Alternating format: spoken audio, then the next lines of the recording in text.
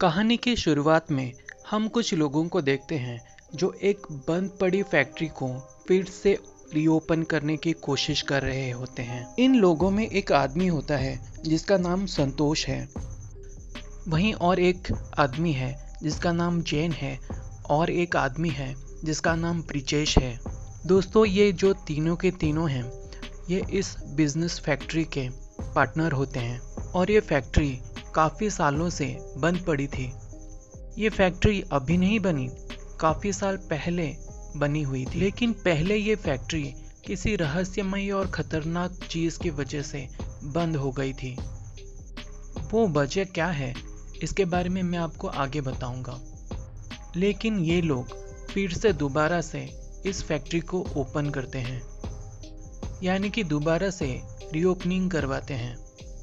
और दोस्तों, ये सभी के सभी लोग फैक्ट्री के अंदर चले जाते हैं और इनके साथ और भी बहुत सारे काम करने वाले कर्मचारी भी होते हैं। अब कुछ ही देर के बाद फैक्ट्री के अंदर एक औरत आती है जिसका नाम शिरला होता है। ये औरत इसी फैक्ट्री की मैनेजर है।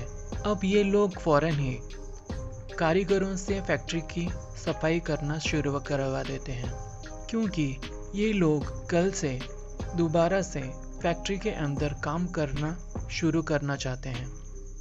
जी हाँ दोस्तों, दोबारा से इस फैक्ट्री को रीओपन करना चाहते हैं। लेकिन ये लोग इस बात से अनजान थे।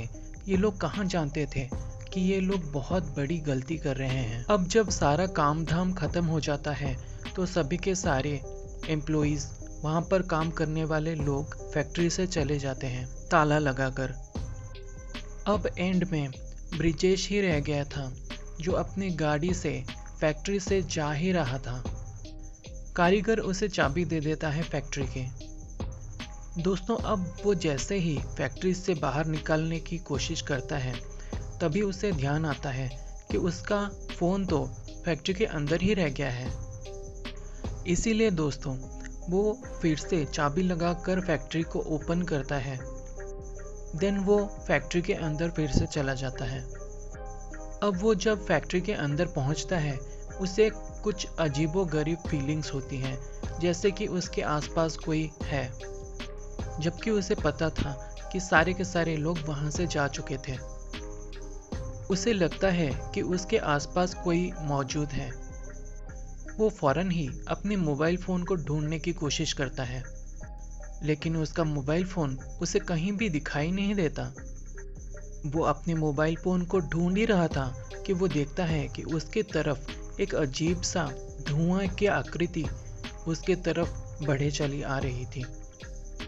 जी हाँ दोस्तों, ये धुआं एक मिट्टी जैसा दिखाई दे रहा था, जैसे कि ये धूल मिट्टी से बना हुआ हो।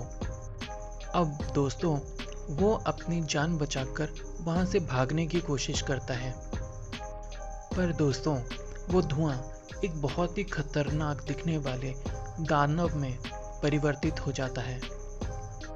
जी हाँ दोस्तों, अब ये जो ब्रिजेश है वो बहुत ही ज़्यादा डर जाता है। अब वो दानव फौरन ही इसके करीब पहुंचता है और अपनी शक्तियों के ज़रिए इसे जान से मारकर ख़त्म कर देता है। देख लिया दोस्तों, इस बंद पड़ी फैक्ट्री के अंदर ये एक खब्बीस दानव कई सालों से रह रहा है। अब तभी दोस्तों, हमें दूसरी तरफ दिखाया जाता है उसी फैक्ट्री के मैनेजर को, जो कि अपने घर पे पहुंचती है, जिसका नाम शिरला होता है। अब जैसे ही शिरला घर पे पहुंचती है दोस्तों, हमें पता चलता है कि शिरला अपने अपाहिज बेटी के साथ ही रहती है, जो पैरों से चल नहीं सकती, और वो उसके पालन पोषण के लिए ही फैक्ट्री में काम कर रही है। दरअसल ये लोग पहले कहीं और रहा करते थे और अभी ये लोग नए नए यहाँ पर शिफ्ट हुए हैं। लेकिन ये जो शिरला की बेटी है वो अपनी माँ से कुछ कहना चाहती है, वो उन्हें कुछ बताना चाहती है। शिरला उसकी बातों को मानने के लिए तैयार हो जाती है। अब दोस्तों, ये दोनों अपने बेड पर बैठकर बातें कर रहे होते हैं कि तभी शिरला की बेटी उससे बताती है कि उसने एक बहुत ही खतरनाक सपने देखा है उस सपने में उसने अपनी माँ को बहुत ही तकलीफ में देखा था। जब वो ऐसी बात बोलती है तो उसकी माँ उसे कहती है कि ये बस एक सपना था और कुछ नहीं, इस पर ज़्यादा ध्यान देने की ज़रूरत नहीं है, इसको दिल से मत लगाओ। तभी दोस्तों उसकी माँ उसे सुला देती है और उसको सुलाने के बाद उसकी माँ कुछ सोचने लगती है और उसे भी यकीन हो जाता है कि कुछ तो बहुत गलत होने वाला है। अब तभी दोस्तों शिरला को ऑफिस से संतोष का कॉल आता है। वो जैसे ही फ़ोन को पिकअप करती है, सामने से कोई आवाज़ नहीं आ रही थी, कोई बात नहीं कर रहा था। अब शिरला को यहाँ पर बहुत ही अजीब लगता है, इसलिए वो फैसला करती है कि वो फैक्ट्री जाकर देखेगी, चेक करेगी कि क्या हुआ है। अब अगले ही सीन में हम देखते हैं कि शिरला फौरन ही फैक्ट्री पहुंच जाती है। जब वो फैक्ट्री पे पहुंचते हैं तो हमें पता चलता है कि वहां पर संतोष और जैन पहले से ही पहुंच चुके हैं। ये लोग शिरला को बताते हैं कि ब्रिजेश की गाड़ी फैक्ट्री के बाहर ही खड़ी हुई है, लेकिन ब्रिजेश का कहीं भी कोई भी अता पता नहीं है। ना ही वो घर पर है, ना ही वो फैक्ट्री के अंदर कहीं पर है। दोस्तों ये लोग बहुत ही शॉक हो जाते हैं, इन्हें समझ ही नहीं आता कि आखिर ब्रिजेश कहाँ चला गया है। अब ये लोग थोड़ी देर बातें करने की कोशिश करते हैं, पर दोस्तों कुछ ही समय के बाद शिरला वहाँ से चली जाती है, क्योंकि उसे रात को अपने बेटी के साथ बिताना था। उसने अपनी बेटी को घर पे अकेले छोड़ के आई हुई थी, इसीलिए वो घर वापस चली जाती है। अब फैक्ट्री के अंदर सिर्फ जैन और संतोष मौजूद होते हैं। अब जैन और संतोष एक दूसरे से बातें करते हैं। संतोष अभी जैन से कहता है कि मुझे भी जाना है, मैं भी जा रहा हूँ यहाँ से, तुम इसी फैक्ट्री के अंदर रुको, कल जैसे ही सुबह होगी तुम यहाँ पर काम चालू करवा देना। देन वो ये बोलकर वहाँ से निकल जाता है। वो जैन की एक भी बात नहीं सुनता। अब जब संतोष अपनी कार से अपने घर की तरफ जा रहा था, तभी दोस्तों बीच सड़क पर उसकी गाड़ी अचानक से खराब हो जाती है। वो जैसे ही दोस्तों गाड़ी से उतरता है, वो बहुत ही ज़्यादा शॉक हो जाता है। वो देखता है कि उसकी गाड़ी के सारे टायर पंचर हो चुके हैं। अब अचानक से उसे यहाँ पर वही धुआं दिखाई देता है, जो वही पहले वाला मिट्टी जैसा धुआं था। वो धुआं दोस्तों अचानक से ही एक बहुत ही खतरनाक दानव का रूप ले लेता है। अब दोस्तों वो दानव अपने धुएं के द्वारा संतोष के करीब आता है और अपने धुएं के अंदर ही उसे जकड़कर मार डालता है। वो उसे अपने उस बवंडर में गोल गोल घुमाकर मार डालता है। वेल दोस्तों, इसी के साथ कहानी शिफ्ट होती है और हमें अगले दिन की कहानी दिखाई देती है। अब हम देखते हैं कि अगले दिन दोबारा से फैक्ट्री चालू हो चुकी है। यहाँ पर काम करने वाले वर्कर्स आ चुके हैं।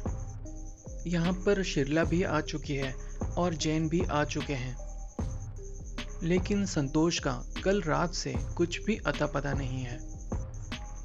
अब शिरला को फैक्ट्री के अंदर अपनी बेटी का कॉल आता है, जो कि बहुत ही डरी हुई थी। शिरला उससे बात करने की बहुत कोशिश करती है, लेकिन उसकी बेटी उसे बात ही नहीं कर पाती।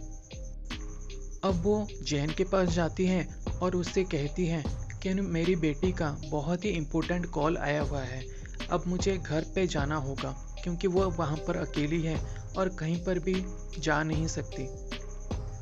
मैं थोड़ी ही देर पे आ जाऊंगी। ये सुनकर जैन उसे जाने की परमिशन दे देता है।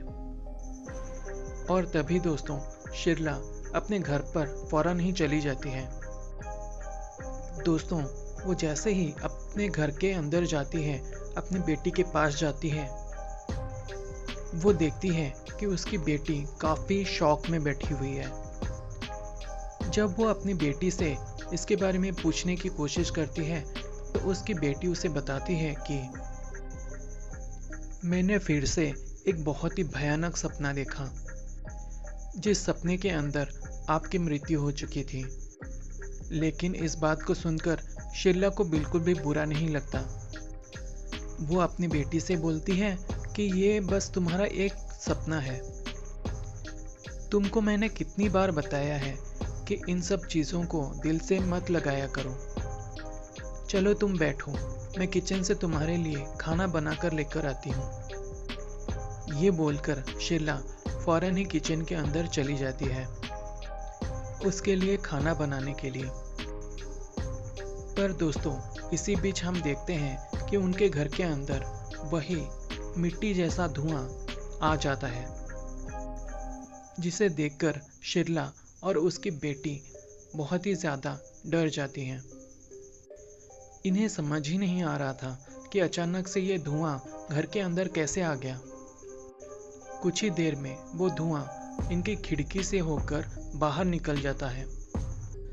अब शीला को दोस्तों बहुत ही अजीब अजीब फीलिंग्स आ रही थी, क्योंकि दोस्तों उसे अच्छे से पता उस फैक्ट्री के अंदर एक दानव रहता है।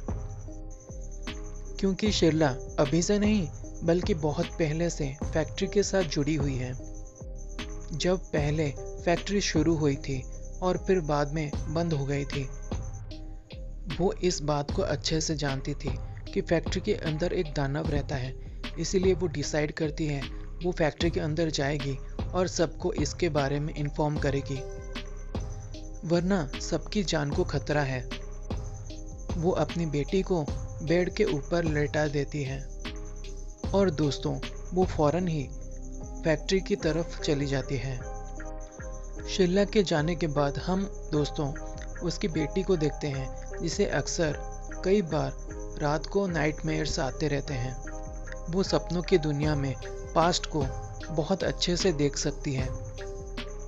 इसीलिए दोस्तों वो डिसाइड करती है कि वो पास्ट में जाकर देखेगी कि आखिर ये सब कैसे शुरू हुआ, कहाँ से शुरू हुआ, फैक्ट्री क्यों बंद हुई और वो फैक्ट्री में रहने वाला दानव कौन है।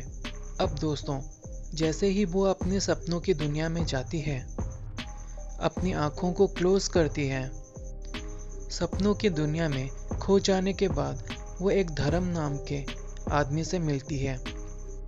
जी हाँ, उससे मुलाकात करती है, उससे बातें करती है। धर्म उसे बताता है कि वो जब जिंदा था वो एक किसान हुआ करता था, वो इसी गांव का रहने वाला था। लेकिन कुछ लोगों ने यानी कि संतोष, ब्रिजेश और एक आदमी ने मिलकर उसे मार दिया था। धर्म बताता है कि इन तीनों ने मिलकर मेरे खेत को कब्जा कर लिया था और खेत को हड़प लिया था। यानी कि जिस जगह पर उसका खेत था वो तीनों मिलकर उस जगह को काट कर उसी जगह पे नई फैक्ट्री बनाया था।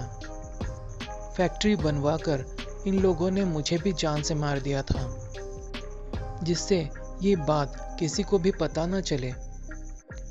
लेकिन दोस्तों जिस जगह इन लोगों ने उस आदमी धर्म को मारा था, उसी जगह काफ़ी ज़्यादा कीचड़ था और उन लोगों ने उसे मारकर कीचड़ के अंदर ही फेंक दिया था। लेकिन दोस्तों अचानक से आसमान से एक बिजली गिरी और वो एक बहुत ही खतरनाक मिट्टी वाला दानव बन गया। यानी कि भगवान कहें या फिर प्रकृति ने उसे ऐसी शक्ति दी कि वो एक बहुत ही खतरनाक दानव में बदल गया, ताकि वो अपना बदले को पूरा कर सके। जैसे ही जैसे ही उसने दानव का रूप धारण किया, उसने अपने कातिलों को मारने के लिए कोशिश करने लगा।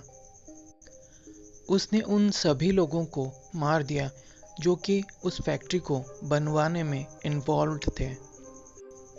इसलिए दोस्तों शीला की जो वो बेटी होती है, जो स्वप्न लोक में ट्रैवल कर रही होती है, वो उस दानव से पूछती है कि अगली बार तुम किसको मारना चाहते हो।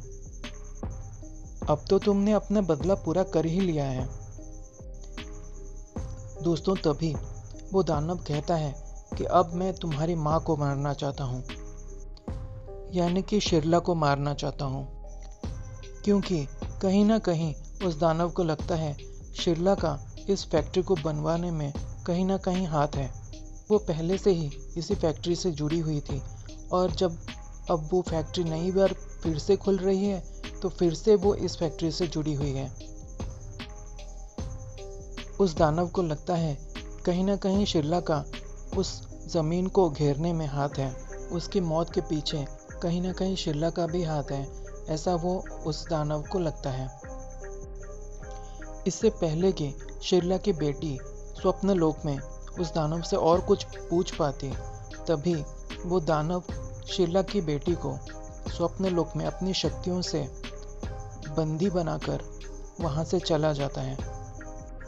अब शिरला की बेटी भगवान से प्रार्थना करने लगती है और अपनी अलौकिक शक्तियों के द्वारा वो अपने शरीर में वापस पहुंच जाती है।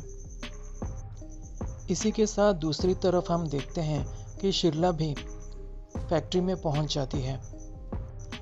फैक्ट्री में पहुंचते ही वो सारे कर्मचारियों को बोलती है कि इस फैक्ट्री को छोड़कर तुरंत ही यहाँ से भाग जाओ, तुरंत खाली करो इस फैक्ट्री को। यहाँ पर एक दानव रहता है।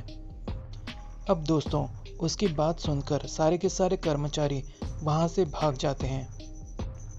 अब एंड में वो जैन से जाकर बात करती है। जैन उसे पूछता है कि क्या बात हो गई। तभी शिरला उसे बोलती है कि इस फैक्ट्री के अंदर एक दानव रहता है, हमें भी यहाँ पर नहीं रहना चाहिए, हमें यहाँ से तुरंत ही चलना चाहिए। लेकिन जैन इन काल्पनिक बातों पर बिल्कुल भी विश्वास नहीं कर रहा था। लेकिन कुछ ही देर में उसे भी इस बात पर विश्वास करना पड़ता है जब उसके सामने वो मिट्टी वाला धुआं से वो दानव प्रकट होता है। वो धुआं धीरे धीरे इन लोगों के करीब बढ़ रहा है। वो धुआं दोस्तों जैन के करीब पहुंच जाता है, लेकिन वो धुआं दोस्तों जैन को कुछ नहीं करता। वो धुआं जैन को छोड़कर शिरला की तरफ बढ़ता है। शिरला उस दानव से पूछती है कि मैंने तुम्हारा क्या बिगाड़ा है। तभी वो दानव शिरला से कहता है कि मुझे मरवाने में तुम्हारा भी हाथ है। ये बात मैं अच्छे से जानता हूँ, क्योंकि तुम भी इन लोगों के साथ इस फैक्ट्री को बनवाने में इन्वॉल्व थी। लेकिन शिरला तभी बोलती है, भले ही मैं इस फैक्ट्री को बनवाने में इन्वॉल्व थी, लेकिन तुम्हें मरवाने में मेरा कोई हाथ नहीं है। मैंने तुम्हें नहीं मरवाया है, मेरी बातों का विश्वास करो। और दोस्तों, शिरला एक्चुअली में सही बोल रही थी। धर्म को मरवाने में उसका हाथ बिल्कुल भी नहीं है। अब दोस्तों, कुछ ही देर के बाद हम ये देखते हैं कि उस फैक्ट्री के अंदर शिरला की बेटी भी पहुंच जाती है। जी हाँ, वो अपनी गाड़ी से यहाँ तक पहुंच चुकी थी। और तभी शिरला की बेटी उस दानव से बात करती है कि तुम बेकसूर लोगों को क्यों मौत के घाट उतार रहे हो। अब दोस्तों, शिरला की बेटी उस जगह पर पवित्र गंगा जल से एक गोल घेरा बना देती है, एक रक्षा कवच बनाती है। अब दोस्तों, वो दानव बहुत कोशिश करने के बाद भी उस गोल घेरे को पार नहीं कर पाता, वहां से बाहर ही नहीं निकल पाता। जब वो वहां से बाहर ही नहीं निकल पा रहा था तो शिरला की बेटी उस दानव से कहती है कि तुमने अपने गुनहगारों को मार दिया है, मेरी माँ का तुम्हें मरवाने में कोई भी हाथ नहीं है, इसलिए अब तुम्हारी आत्मा को मुक्त हो जाना चाहिए, तुम्हारा अब इस दुनिया में कोई काम नहीं। इसीलिए सभी के सभी लोग उस दानव से कहते हैं, तुम्हारे मुक्त होने के बाद इस फैक्ट्री के अंदर किसी के साथ भी कोई भी गलत काम नहीं होगा, सारे के सारे लोग ईमानदारी से काम करेंगे। शिरला की बेटी उस दानव से रिक्वेस्ट करती है कि प्लीज़ तुम यहाँ से चले जाओ, यहाँ पर अब तुम्हारा कोई काम नहीं। तभी दोस्तों, वो दानव कुछ ऐसा ही करता है, वो बिना किसी को नुकसान पहुँचाए वहाँ से चला जाता है। अब जैसे ही दोस्तों वो दानव वहाँ से चला जाता है। ये कहानी यहीं पर ख़त्म होती है।